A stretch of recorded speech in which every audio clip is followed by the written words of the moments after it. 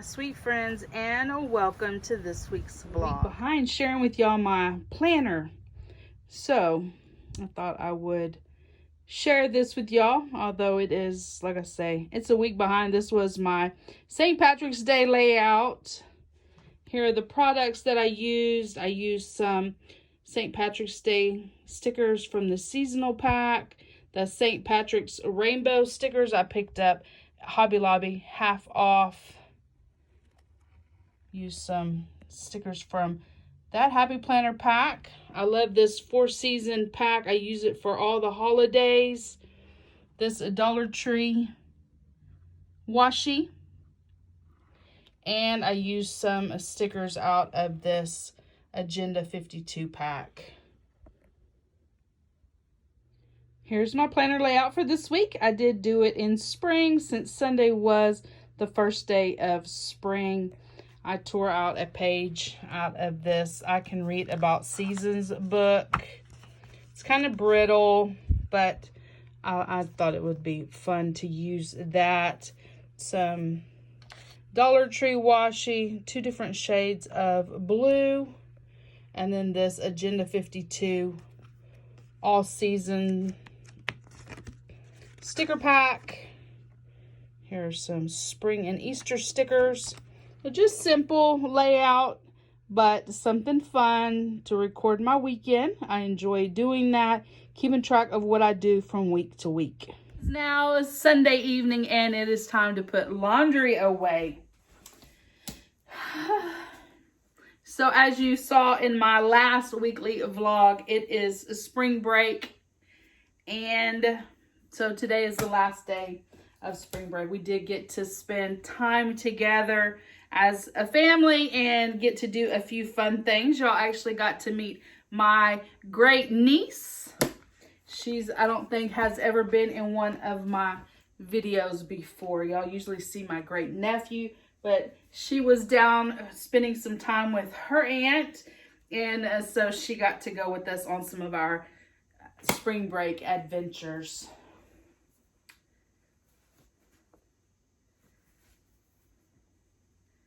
Bad weather is headed our way, I believe.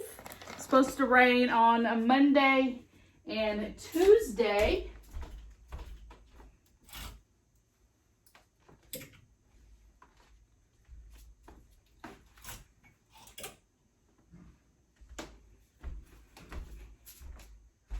Let me get these hung up. I already had them on their coat hangers.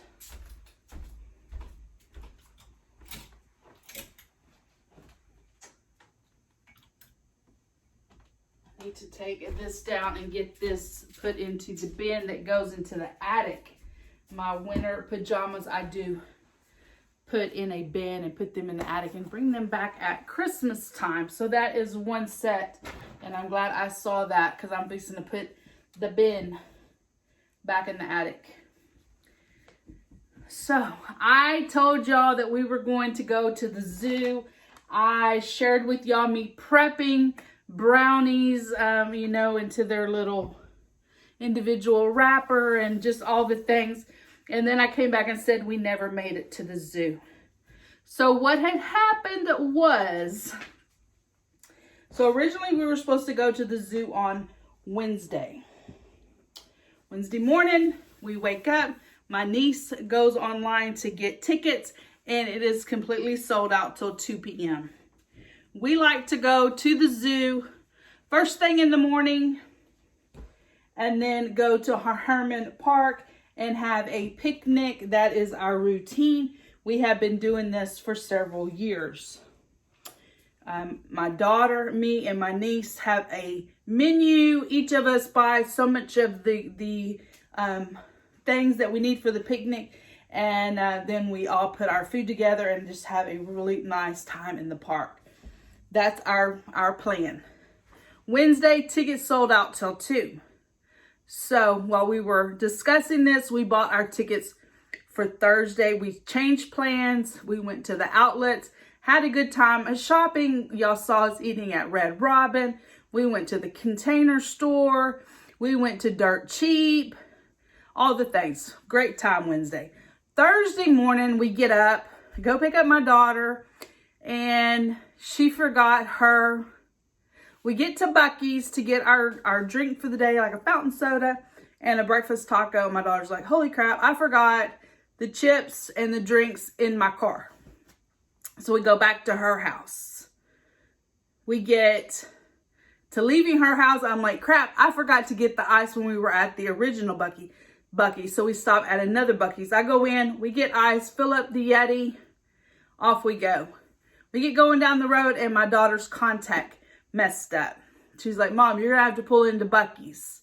I got to go get contact solutions. So that is 3 Buc-ee's before we ever get to Houston. Before we ever get to Pearland, actually. 3 Buc-ee's, 3 different ones. We get there. We have directions to the zoo, and the directions take us past the entrance into the zoo parking. So we had already waited in a long line to get to where we were supposed to be at. We pass it up, come around, and get in the line again. Get all the way to the zoo, literally to the zoo parking, and the cops have it all blocked off. So we have to go way down, do a turnaround, and come back. Bumper to bumper traffic. Our zoo tickets, because you have to buy a slot. So our check-in time at the zoo was from 10 to 11. 11:30, we were still trying to find a parking spot. So when we did the roundabout and came back to get into the zoo parking, that was blocked off as well. And the cop was holding a sign and said 6400 Fannin Street. So they wanted us to go park in a parking garage. Dude, we were already like over the top. We had been in traffic for well over 2 hours. We got to the zoo before 10. Our check-in was from 10 to 11. It was 11:30 before we got to the parking. So about at least an hour and a half, at least, if not 11, at least an hour and 45 minutes that we had been bumper to bumper stuck in this traffic. Like, my irritation level was over the roof. My niece and her husband and my great nephew, they were still circling. Like, they didn't even get to do the turnabout and come back. They had already blocked off the turnabout before they got there. So they're out there circling. They don't even know where to go. So I texted them 6400 Fannin Street. By the time I got to 6400 Fannin Street, guys, I didn't care one iota, not a nil little bit about going in that zoo. Because not only was I going to have to walk around the zoo with this million people that was already there, all these bazillion people that were waiting in line still to get into the zoo, but now I'm going to have to walk. I didn't even know how far. Like, in my mind, I'm thinking, is it a mile back to the zoo? Like, so I was like, we're not going. We are not going. And I just kept going. And then, so my niece, she had the babies with her, and they had their hearts set on the zoo. So they did end up parking there on Fannin Street and walking back to the zoo and seeing some of the animals that the kids wanted to see. But, so she said once they got into the zoo, I guess everybody was kind of spread out and it wasn't as bad. But we were over it. Like, it was so bad. There was cops on every corner directing traffic. There is no way that zoo did not know that they had oversold tickets to get in. Because how would the cops have known to be there directing traffic if they didn't already know that crowd was coming? See, the problem was, the original problem, what we didn't realize is that normally the county that we live in does spring break a week before Harris County does spring break. So when we go to the zoo, like, we have run of the zoo. Like, it's no fighting to park. You park up front.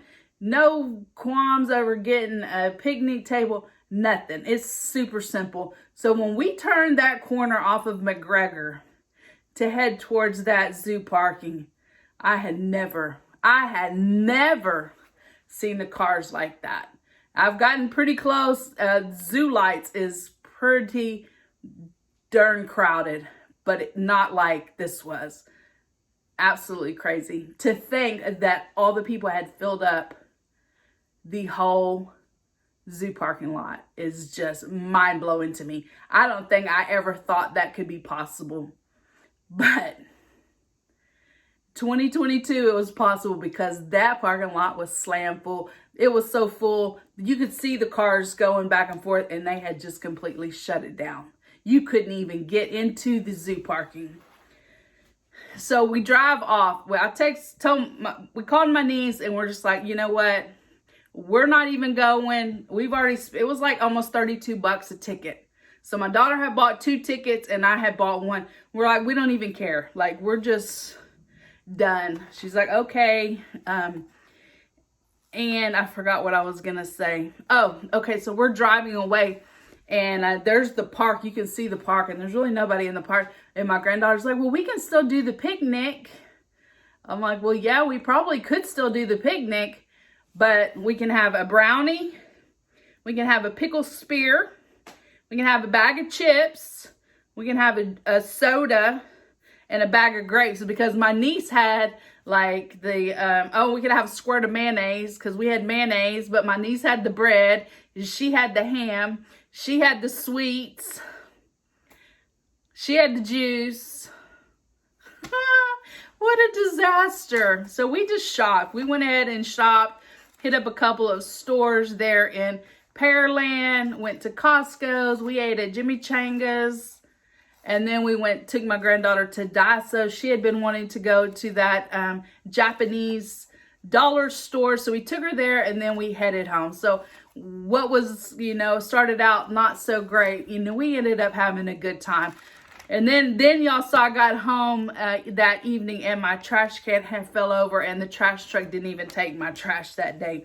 And it was like full of pots and pans and cookie sheets and all the things that I had decluttered from the kitchen. What a day that was. But we had good time, and you just have to laugh sometimes, because I can guarantee you, when I was in that traffic for that whole time, I kind of felt like crying. Enough of all that. I did get my Better Homes and Garden magazine. I believe this probably is my last one. And to tell you the truth, guys, I didn't find anything in here worth tagging. Absolutely didn't find anything in here worth stickering. I did kind of like this. I do have a yellow pillow, the Better Homes and Garden yellow pillow. And I do like it with this, like, rattan look.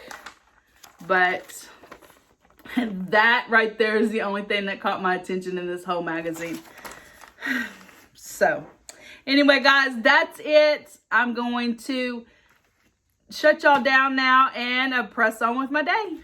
Thought I would pop on this evening. I'm making some sushi for supper, some Spam sushi, like I previously had showed y'all.